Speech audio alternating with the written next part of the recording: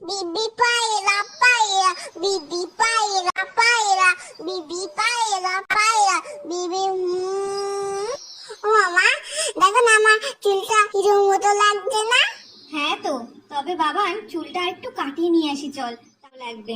ও মা শোনো, তুমি দোকানদারকে বলবে আমাকে যেন হিরোর মতো চুল কাটিয়ে দেয়, পুরো যেন শাহরুখ খানের মতো দেখতে লাগে। ও মা বলো না, বলবে তো?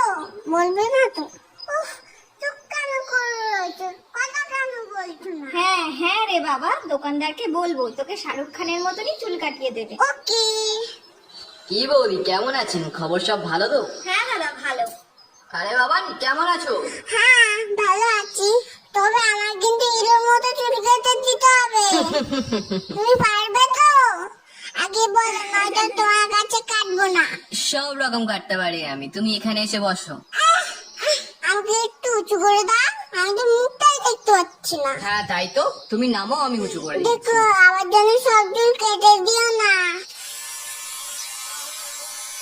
আহ বাবা নড়ো না, কান টান কেটে যাবে কিন্তু।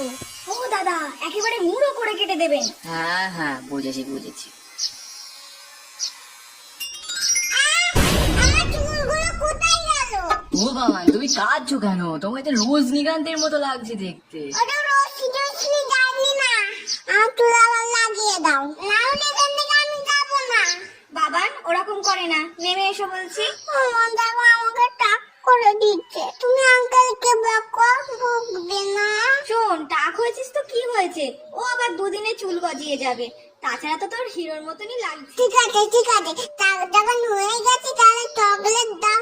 এই তো বাবান, ভালো ছেলে, বাহ বাহ।